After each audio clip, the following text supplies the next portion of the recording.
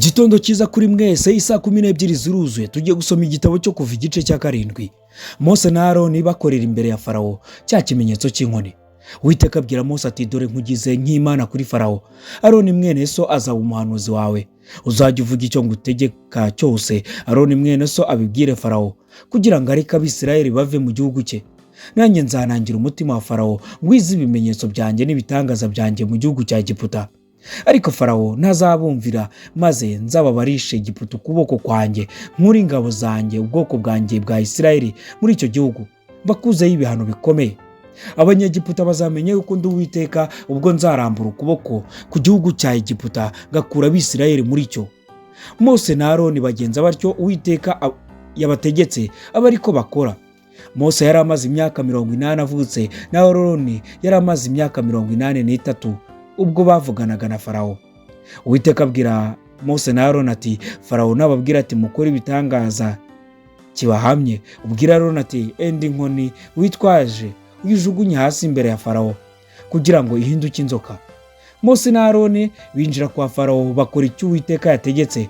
Aroni ajugunya inkoni ye hasi imbere ya Farawo n'abagaragu be, ihinduka inzoka.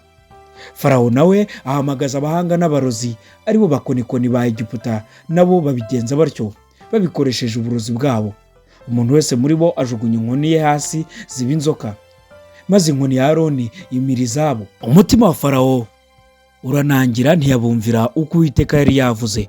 Icyago cya mbere amaze ahinduka amaraso. Uwiteka abwira Mose ati, umutima wa Farawo uranangiye, yanga kureka ubwoko bwanjye ngo bugende.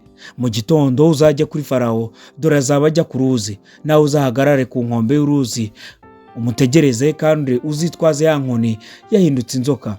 Umubwire ati, Uwiteka Imana y'Abaheburayo yakuntumyeho ngo reka ubwoko bwe bugende bumukorere mu butayu, none ugejeje ubu utaramwumvira. Uwiteka aravuze ati, ngo iki nicyo kizakumenyesha ko ari Uwiteka, dore ngiye kubitisha amazi y'uruzi inkoni nitwaje ahinduka amaraso. Amafi yo mu ruzi apfe, uruzi runuke, Abanyegiputa babihirwe n'amazi yo mu ruzi. Uwiteka abwira Mose ati, bwira Aroni uti, jyana inkoni witwaje urambure ukuboko kwawe hejuru y'amazi yo muri Egiputa, ku nzuzi zabo no ku migende y'amazi yabo no ku bidendezi byabo, naho amazi aretse hose ahinduka amaraso. Kandi mu gihugu cya Egiputa hose hari buba amaraso, mu mivure y'ibiti no mu bindi ndetse no mu bibindi by'amabuye. Mose na Aroni babikora uko Uwiteka yabibategetse. Amanika iyo nkona, akubitira amazi y'uruzi mu maso ya Farawo no mu maso y'abagaragu be, amazi y'uruzi yose ahinduka amaraso. 21. Amafi yo mu ruzi arapfa, uruzi ruranuka, Abanyegiputa ntibabasha kunywa amazi yo mu ruzi, amaraso aba mu gihugu cya Egiputa cyose. N'abakonikoni b'Abanyegiputa babigenza batyo babikoresheje uburozi bwabo. Umutima wa Farawo uranangira, ntiyumvira Mose na Aroni uko Uwiteka yari yavuze. Farawo asubirayo ajya mu nzu ye, nibyo ntiyabyitaho. Abanyegiputa bose bafukura bugufi bw'uruzi kugira ngo babone amazi yo kunywa, kuko batabashaga kunywa ku mazi yo mu ruzi.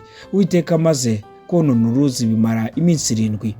Icyago cya 2, igihugu cyuzura ibikeri. Uwiteka abwira Mose ati, injira kwa Farawo umubwire uti, Uwiteka aravuze ngo reka ubwoko bwe bugende bumukorere, kandi niwanga kubarekura uragabiza igihugu cyawe cyose ibikeri.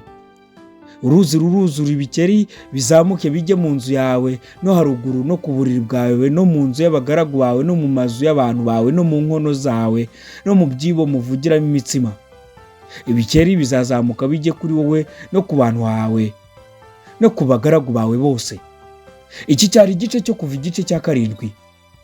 Reka tubabwire ngo mushyire imbere gukiranuka. Turabakunda, mugire umunsi mwiza.